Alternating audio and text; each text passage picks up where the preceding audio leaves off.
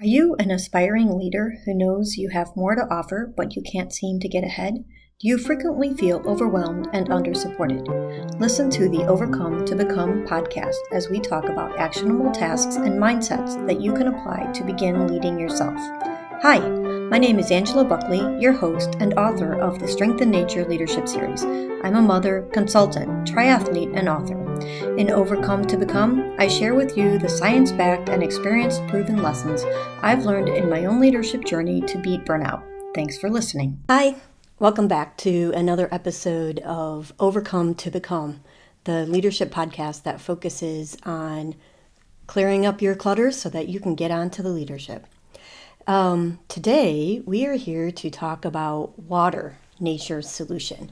And the reason we want to talk about making sure that we stay hydrated is because we understand that when our body is in a state of stress, we are not in the ideal state for leadership.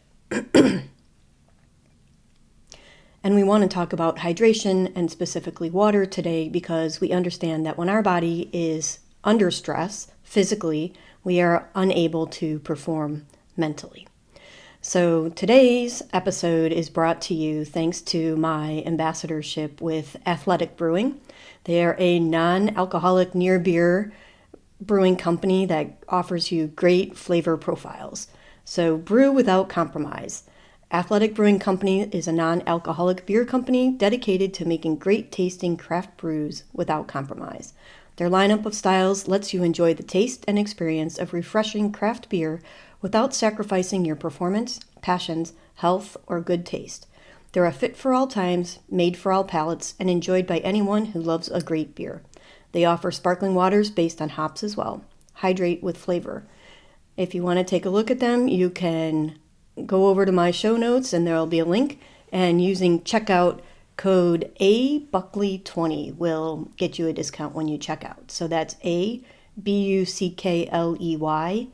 20, the number 20. Thanks a lot.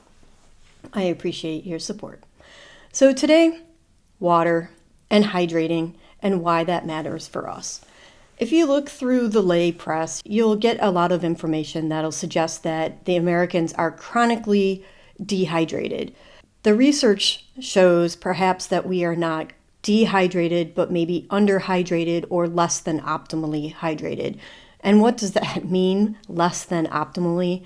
It means that anytime that we have less than our ideal amount of water in our body starts to feel stressed. And stress means fight or flight or freeze in our hormone systems and our traditional body makeup. And so the science actually shows that we really don't have chronically dehydrated individuals unless we're talking about demographics that are unhoused or senior citizens or we have a chronic health concern. In general, though, the science might indicate that we have less than optimal hydration. Okay, that's fine, but that less than optimal hydration can start being triggered at already 2%. And the way they've tested that is by looking at hydration and salt profiles in the body, by inducing a little bit of salt into the body and understanding by measuring blood serum levels of various hormones within the body. So cortisol is one, but also some of the things that are occurring within our brain. We have so many opportunities nowadays to take a look at what's happening. So why water? Why is that so important? And what do we want to do with that? The general rule of thumb is that you want to drink about 1 gallon or maybe 4 liters of water per day. Of course, if you are exercising, that number should be a little bit higher, and you want to make sure that you're taking in your electrolytes in balance with your water.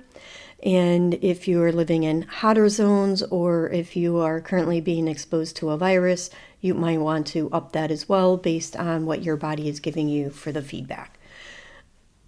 Why does this matter? So many times when we think that we're tired, we turn to coffee and caffeine, a variety of drinks.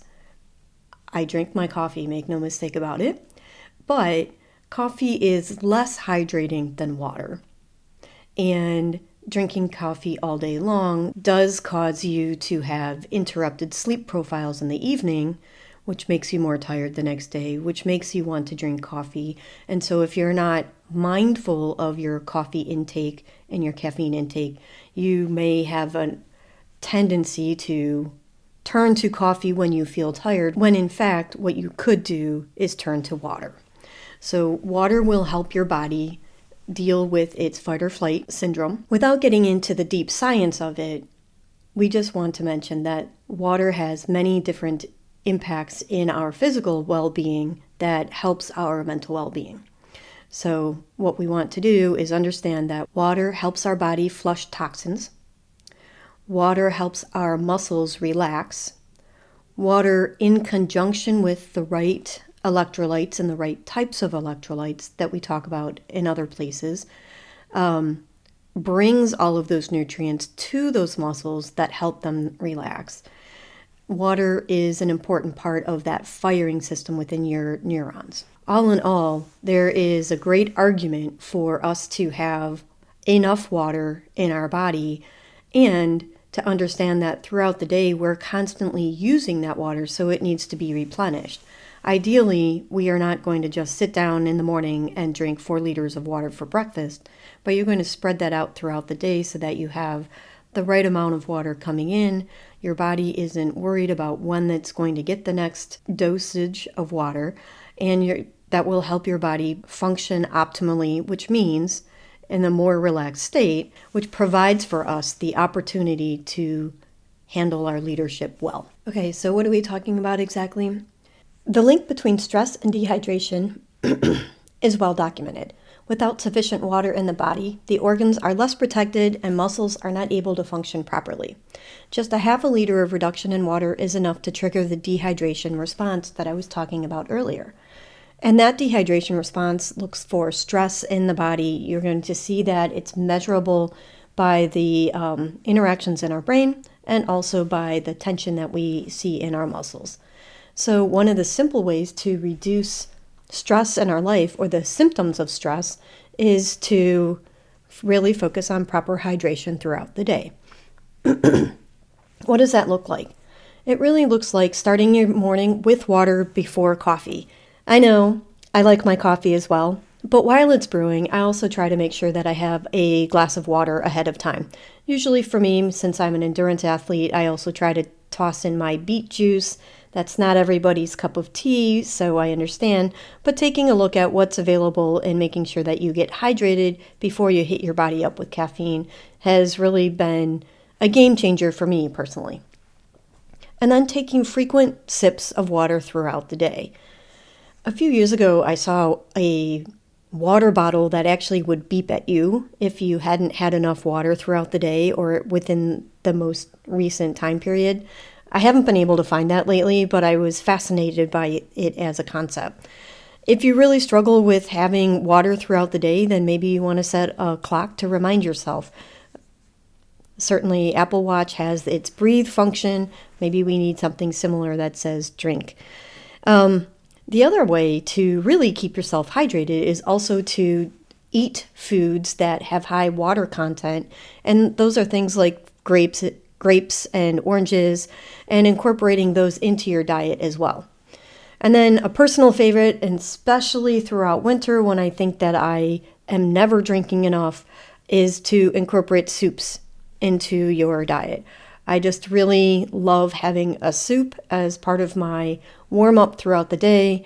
I think it really helps support the hydration, and maybe I don't do that in the summer as well, but I'm more likely to pick up my water bottle in the summer, whereas in the winter, since I'm not hot, I'm not thinking about the water as much, I'm not drinking as much water, but the soup helps that get into me.